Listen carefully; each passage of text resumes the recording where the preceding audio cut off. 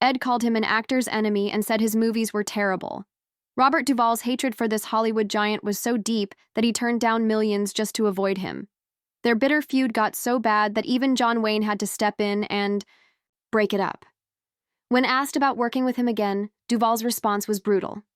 Never. I don't care if I never do. The shocking identity of Duvall's most hated co-star will leave you speechless. Robert Duvall was born on January 5, 1931 in San Diego, California. His family had deep roots in both the military and the arts. His mother, Mildred, loved acting and often performed in local theater. On her side, Duvall was related to Confederate General Robert E. Lee, a connection that would later influence one of his biggest film roles. His father, William, was a highly respected officer in the Navy and became a captain at just 39 years old. Growing up in a military family meant structure and discipline. The Duvalls moved often, living on naval bases in places like Maryland, Rhode Island, and Virginia. Most of Robert's childhood was spent in Annapolis. His father hoped he would join the Navy too, but Robert wasn't interested. He later said he wasn't good at much in school except acting. His passion for acting started early, first at Severn School in Maryland, and then at the Principia in Missouri. After finishing high school, he followed that interest and studied drama at Principia College in Illinois. He graduated in 1953 with a drama degree, but life had other plans before he could start acting full-time. That same year, he joined the Army. He served for about a year just after the Korean War ended and was stationed at Camp Gordon in Georgia. His military career didn't mirror his father's. He only reached the rank of private first class and often joked about his lack of military skill. Still, something important happened during that time. He got involved in a local theater production. That small role in a play called Room Service reminded him of what he really wanted to do. In 1955, he made a big move. He packed his things and went to New York City to study acting seriously at the neighborhood Playhouse School of the Theater. The school taught the Sanford Meisner technique, which focused on being natural and emotionally real on stage. He wasn't alone. His classmates included Dustin Hoffman, Gene Hackman, and James Caan. They were all young, broke, and determined. Life in New York wasn't easy. Duvall took any job he could find just to pay rent. He sorted mail, worked in retail, and even drove trucks. These jobs didn't involve acting but helped him understand ordinary people, a skill that later gave his characters more depth. He shared small apartments with Hoffman and Hackman, often taking turns sleeping on a fold-out couch. They struggled together but kept going. Years later, the three of them would become legends in Hollywood with dozens of Oscar nominations and several wins between them. Duvall's first real chance came on stage when he got noticed for his role as a troubled man in The Midnight Caller. That performance caught the eye of writer Horton Foote, who later helped him land even bigger roles. Duvall kept proving himself in demanding plays like A View from the Bridge, which won him an Obie Award in 1965, but it was a quiet yet powerful film role that introduced him to the world. In 1962, he played Boo Radley in To Kill a Mockingbird. Boo doesn't speak a word in the film, but Duvall made the character unforgettable. He captured Boo's mystery and kindness with just his eyes and body language. Horton Foote had seen him on stage and believed he was perfect for the role. Author E. Harper Lee agreed. She sent a telegram saying simply, "Hey, Boo." To prepare for the role, Duvall avoided sunlight for weeks to look pale and ghost-like. He dyed his hair blonde to match Boo's description in the book.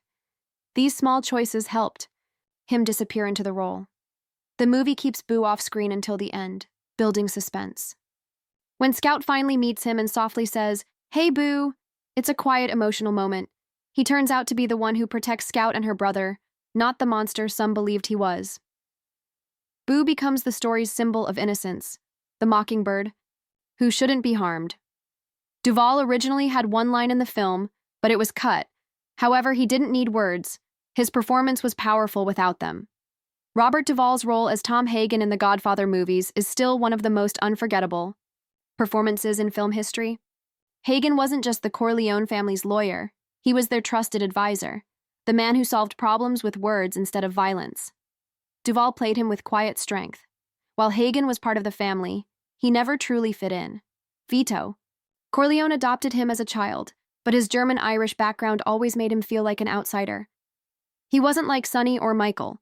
He didn't chase power or act on emotion. Hagen was calm, logical, and always thinking ahead. When The Godfather hit theaters in 1972, Duvall's performance stood out. Hagen wasn't just a side character.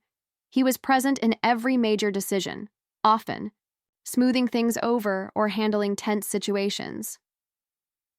One of his most famous moments came early on during a visit to Hollywood producer Jack Woltz. Hagen asked nicely for Johnny Fontane to be cast in a film. When that didn't work, the Corleones sent a message. Woltz woke up to find his prized horse's head in bed with him. Hagen wasn't the one who made the threat, but ensured that the message landed. By the time The Godfather Part 2 came out in 1974, Hagen's role had grown more complex. After Michael survived an assassination attempt, Hagen left the country to find out who was behind it. While he was gone, Hagen stepped in as acting Don. That showed just how much trust the family had in him. But things changed as Michael became colder and more ruthless. He started pushing Hagen out. He kept him in the dark, something Vito never would have done. Duvall showed this shift in subtle ways. Hagen never stopped being loyal, but you could see doubt in his eyes. He didn't always agree with Michael, but he stayed by the family. Duvall was nominated for an Academy Award for Best Supporting Actor in 1972. He didn't win, but the nomination said a lot. While other characters, like Pacino's Michael or Brando's, Vito were loud and intense, Hagen was quiet and steady. He didn't need big speeches, he didn't need to yell. His power was in the way he spoke, always calm, always careful. That contrast made him one of the most fascinating characters in the trilogy. When The Godfather Part 3 was announced, many expected Duvall to return. But by 1990, the movie business had changed. Al Pacino was offered $8 million to reprise his role. Duvall was offered much less. He didn't expect equal pay, but when he saw the huge gap, he said no. Later, he explained that if Pacino had made twice as much, he would have been fine with it. But when the difference was 3 or 4 times, he walked away. Without Duvall, the script had to change. Instead of being part of the story, Hagen was written out. They said he had died off screen. A new family lawyer, B.J. Harrison, played by George Hamilton, was brought in. But it wasn't the same. Fans and critics noticed something was missing. Even director Francis Ford Coppola admitted that Duvall's absence changed the whole direction of the film. Originally, the story was going to explore Michael and Hagen's relationship, possibly even a power struggle. But with Hagen gone, that idea was dropped. Many believe the movie suffered because of it, even though he didn't return for the third film. Duvall never distanced himself from the first 2. Over the years, he shared stories from the set. One of the most famous was about Marlon Brando. Brando didn't like memorizing lines, so he used cue cards hidden around the set. Sometimes they were behind props, sometimes they were taped to walls. In one scene, Duvall even had Brando's lines taped to his chest. Brando believed that searching for words made his acting feel more real. Some thought it was lazy, but no one could argue with the results. His performance as Don Vito Corleone became iconic. He even won an Oscar for it, though he famously refused to accept the award. Robert Duvall has played some of the most unforgettable characters in film. His roles feel larger than life, yet they always seem real. In Apocalypse Now, he played Lieutenant Colonel Bill Kilgore, a soldier who was both charming and frightening. The film, directed by Francis Ford Coppola, showed the Vietnam War in a dreamlike, haunting way. Kilgore wasn't afraid of anything. He treated war like a game. His famous line, "I love the smell of napalm in the morning," became one of the most quoted in movie history. That line says everything about Kilgore. He saw destruction as a kind of triumph and seemed blind to the pain around him. Duvall didn't make that character up out of thin air. His own father was a Navy admiral, and he had served in the Army himself. He knew how real military men acted. One of Kilgore's strangest moments comes when he tells his men to surf during a bombing. It's as if the war doesn't even exist to him. And then there's the famous helicopter scene, with Wagner's Ride of the Valkyries blasting as bombs fall, one of the most unforgettable moments ever filmed. Duvall wasn't in many scenes, but every second he was on screen mattered. He won a Golden Globe and helped turn Apocalypse Now into a classic. That same year, he played a very different kind of soldier in The Great Santini. This time, he was Lieutenant Colonel Wilbur Bull Meacham, a tough Marine pilot who was proud in the sky but cruel at home. He treated his family like a squad instead of a group of loved ones. His son Ben took the worst of it. There's a painful scene where Meacham plays basketball with Ben. When Ben finally wins, Meacham doesn't take it well. He gets angry instead of proud. Duvall didn't make Meacham a simple bad guy, though. He found small moments where the character showed he cared, even if he didn't know how to show love. Critics noticed. They said Duvall made Meacham more human than he was in the original book. The movie looked closely at masculinity, pride, and the damage caused by too much control. In the end, Meacham tries to fix things with his family, but by then it's too late. Duvall was nominated for an Oscar for that performance. A few years later, he gave one of his softest and most emotional performances in Tender Mercies. He played Max Sledge, a washed-up country singer who had lost almost everything to alcohol. The movie followed his quiet journey as he tried to rebuild his life in a small Texas town. He met a widow and her son, fell in love, and started to change. To prepare, Duvall traveled across Texas, learning how people spoke and lived. He even sang all of Max's songs himself. One of the saddest scenes in the film is when Max tries to reconnect with his daughter. Just as they start to rebuild their bond, she dies in a car crash. It's a heartbreaking moment that shows some chances never come again. The film was gentle and thoughtful. It explored healing and hope in small, quiet ways. Duvall said this was one of his most personal roles. He kept his performance low-key, letting little looks and pauses say everything. He won an Oscar for it. Though the film didn't make a lot of money, became beloved for its honesty and depth. Years later, Duvall poured everything he had into The Apostle. This wasn't just another acting job, this was his dream. He wrote the script, directed the film, and paid for most of it himself. No studio wanted to make it, but he believed in the story. He played Sonny Dewey, a Pentecostal preacher who inspires people but also wrestles with his temper and pride. After hitting a man in a rage, Sonny baptizes himself and tries to start over in a small Louisiana town. The movie was shot in just 7 weeks. Many of the extras were real churchgoers. That gave the scenes an energy that felt real, not staged. Sonny was both kind and complicated. One of the strongest moments in the film shows him winning over a racist construction worker with nothing but preaching and patience. It showed both his power and his contradictions. Duvall never let the role slip into a cartoon. He kept it grounded. His effort paid off. He was nominated for another Oscar, and many critics praised the film's honesty. It didn't become a blockbuster, but it touched people who saw its raw and honest portrayal of faith and forgiveness. Duvall once said that preaching is one of America's great art forms. In The Apostle, he brought that art to life. Robert Duvall's personal life has been as full of twists and turns as his long career. He's been married 4 times, and each relationship tells part of his story. His first wife was Barbara Benjamin, a former dancer on the Jackie Gleason Show. They met in the early 1960s while he was filming To Kill a Mockingbird. When they got married in 1964, Barbara already had 2 daughters, Nancy and Susan, from a previous relationship. Duvall was still finding his place in Hollywood then, but soon his career took off with films like The Godfather. Fame brought success, but it also brought pressure. Their marriage ended in 1975. He doesn't talk much about those years, but it was a time of growth for him. Barbara passed away many years later, in 2019 in New York City. 7 years after that divorce, Duvall married again, this time to actress Gail Youngs in 1982. She came from a family full of actors, including John Savage, Robin Young, and Jim Youngs. The two worked together on Tender Mercies, the film that won Duvall his Academy Award. They seemed to have a strong bond through acting, but it wasn't enough to keep their marriage going. By 1986, they had separated.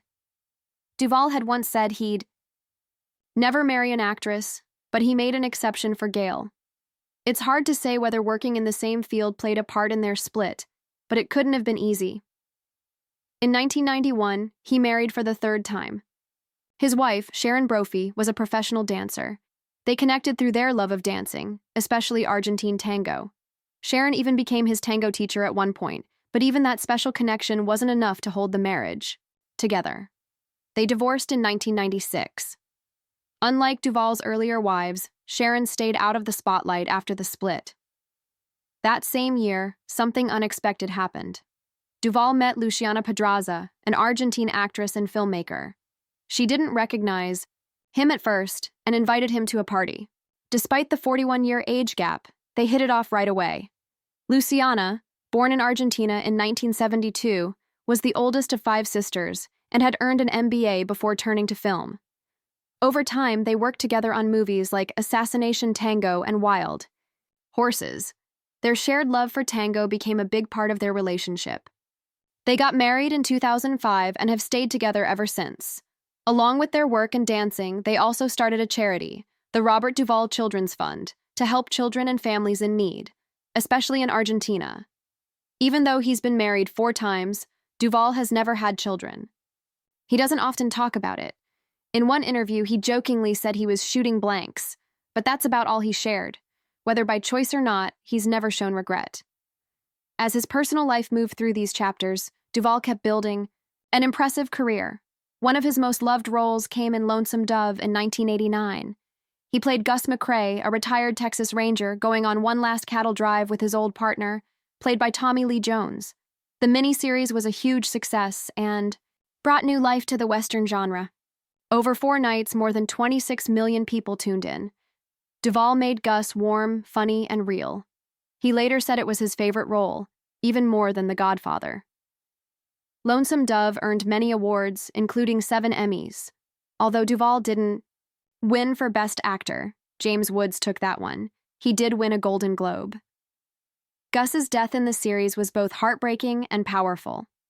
His line, "It ain't about dying, Woodrow, it's about living," stuck with audiences. Critics praised Duvall for bringing real depth to the character. Gus wasn't just a cowboy, he was fully human. In the early 90s, Duvall took on 2 tough historical roles. In 1992, he played Soviet leader Joseph Stalin in an HBO movie that showed Stalin's rise to power. The film was made in Russia just before the Soviet Union fell, which gave it an extra layer of realism. Duvall studied hard for the role, watching old footage and talking to historians. He called Stalin a street gangster, full of fear and control. His performance earned him another Golden Globe. In 1996, he played another chilling figure, Adolf Eichmann, one of the architects of the Holocaust, in The Man Who Captured Eichmann.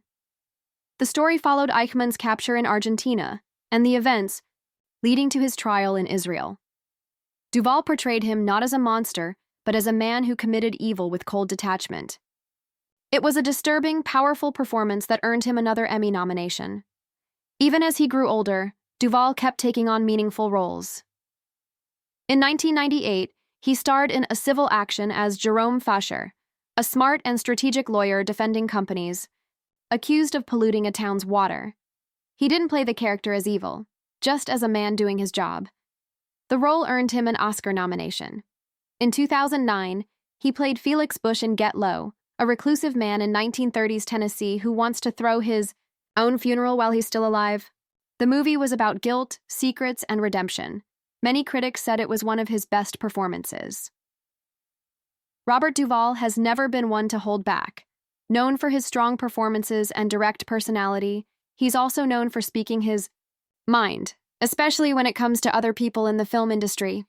Over the years, he's made it clear that he has high standards and little patience for anything less. One of the people he was most critical of was director Stanley Kubrick. At a roundtable interview, Duvall didn't mince words. He called Kubrick an actor's enemy and slammed the performances in some of Kubrick's most famous movies. Even though films like The Shining and A Clockwork Orange are widely praised, Duvall thought the acting in them was terrible. He didn't blame the actors, though. He blamed Kubrick's way of working. Duvall questioned how a director who demanded dozens of takes from his actors could even tell what made one better than another. To him, that kind of perfectionism ruined good acting.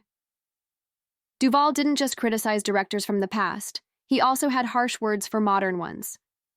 In that same roundtable, someone mentioned David Fincher, and Duvall pretended not to know who he was. Once he realized who they meant, he brought up turning down a role in Seven. He admitted he wasn't sure why he passed on the part, but said maybe it was Fincher's style that pushed him away, even if only on a gut level.